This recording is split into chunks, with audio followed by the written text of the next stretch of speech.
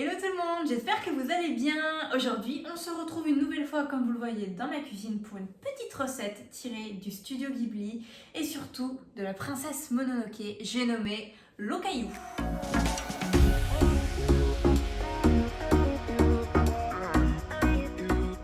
On va une nouvelle fois se servir de ce fabuleux livre qui ne me quitte plus pour la recette du jour. Et d'ailleurs, si vous ne l'avez pas vu, je l'ai déjà utilisé pour refaire les onigiri du voyage de Chihiro.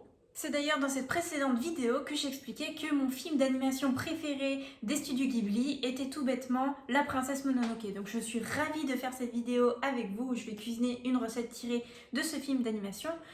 Film qui est sorti dans les années 90 et plus spécifiquement en 1997 et qui avait fait à l'époque plus de 13 millions de téléspectateurs. Pour celles et ceux qui n'auraient pas encore vu La Princesse Mononoke, et vous abusez parce qu'il est disponible sur Netflix, donc honte à vous et allez vite le voir immédiatement.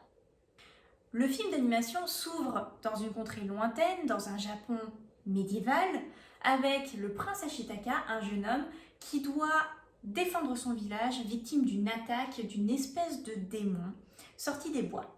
Durant la bataille, il est blessé au niveau du bras et est victime d'une malédiction.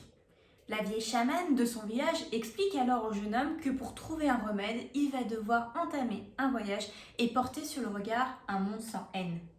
Son voyage l'emmène jusqu'à une forge tenue par Dameboshi. Cette forge est entourée par la forêt des esprits, où réside San, la princesse Mononoke, fillette abandonnée par ses parents dans les pattes d'une louve qui l'a recueillie et élevée. Donc dans ce film, clairement, on est sur une opposition tout bêtement de la nature et de la culture qui va être représentée notamment par cette forge tenue par des hommes qui vont extraire le minerai naturel, notamment le fer, pour l'utiliser comme une arme. La nature va quant à elle être représentée par des esprits, des espèces de dieux de la nature, des animaux gigantesques doués de paroles, notamment le seigneur des sangliers, le seigneur Okoto, et la mère de San, la mère adoptive de San, Moro. Bien évidemment, le dieu cerf, le grand esprit de la forêt qui, spoiler, faut pas l'embêter. Vous l'aurez compris, j'adore Princesse Mononoke, on n'est pas sur une princesse Disney, hein. Clairement, attention, il y a énormément de sang, c'est pas très propre, hein. Mais voilà, moi j'aime bien cet aspect-là parce que c'est quelque chose qu'on ne retrouve pas spécialement dans les autres œuvres de Miyazaki. On est sur une œuvre avant-gardisme selon moi puisque on est sur des concepts écologiques avec la protection des animaux, donc quand même des problématiques qui sont encore actuelles, et on n'est pas sur de la galette de quinoa, hein. Attention, le dieu cerf, quand il s'énerve, ou quand la nature s'énerve, ça charcle. C'est pourquoi j'avais vraiment très envie de vous proposer une recette tirée de cet animé, donc les Okayu. Donc qu'est-ce que c'est qu'un Okayu? Parce que je sais pas pour vous, mais moi j'en avais pas forcément vu, entendu ou même goûté avant en fait l'apparition de ce livre. C'est pourquoi d'ailleurs j'avais envie de vous la proposer aujourd'hui. Dans Princesse Mononoke, Ashitaka fait la rencontre d'un moine vagabond qui s'appelle Jiko et qui va lui proposer en fait un repas ensemble dans les bois et va lui servir un Okayu. Dans le film, on le voit servir dans un bol rouge une espèce de préparation à base de riz, une sorte de porridge. Et a priori, ce plat aurait, en plus de ses vertus réconfortantes, une vertu curative et notamment pour les maux d'estomac. Donc pourquoi s'en priver, j'ai envie de dire. Et c'est parti pour les ingrédients. Comptez une vingtaine de minutes pour l'ensemble de la préparation et pour 2 personnes. Tout d'abord, il va vous falloir 4 œufs, 1 cuillère à soupe de poudre de poulet, 2 cuillères à café de fécule de maïs type maïzena tout bêtement.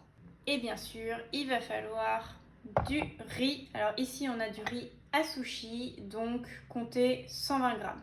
Ensuite, il vous faudra un peu de coriandre fraîche si possible. Moi, j'en avais pas, donc j'ai pris tout bêtement au rayon épices, 1 cuillère à soupe de sauce soja et un peu d'oignon frit en topping.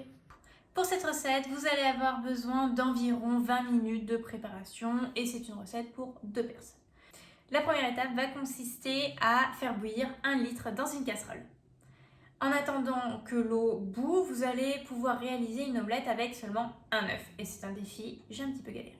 Une fois que l'omelette est prête, vous allez la découper en fines lamelles qui va servir pour le topping. Vous allez voir, c'est super joli.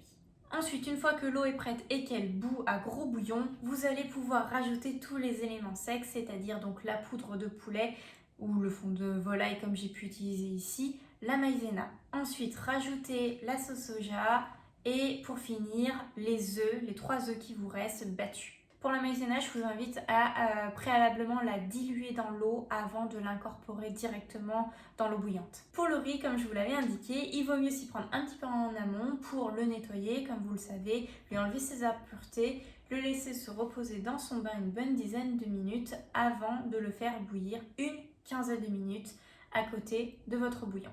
C'est ce qui va demander le plus de temps, donc je vous invite à revoir ma précédente vidéo sur la préparation du riz à sushi. Faites-le en avance, c'est ce qui prendra le plus de temps dans cette recette. Une fois que le riz est prêt, vous allez pouvoir l'incorporer directement dans le bouillon. La dernière étape consiste à attendre que la préparation prenne la forme un petit peu d'un porridge épais. Une fois que vous trouvez que la consistance s'est suffisamment épaissie, vous allez pouvoir mettre la préparation directement dans 2 gros bols. Ensuite, vous allez pouvoir disposer sur le dessus les jolies lamelles d'omelette que vous aurez préalablement préparées, un petit peu d'oignon frit et la coriandre. Et c'est prêt!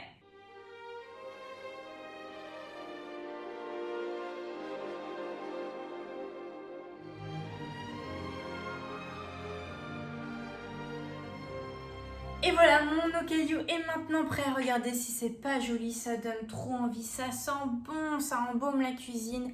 Franchement, j'ai hâte de le déguster et je vais passer à table de ce pas. J'espère que cette vidéo vous aura plu et si c'est le cas, n'hésitez pas à la liker.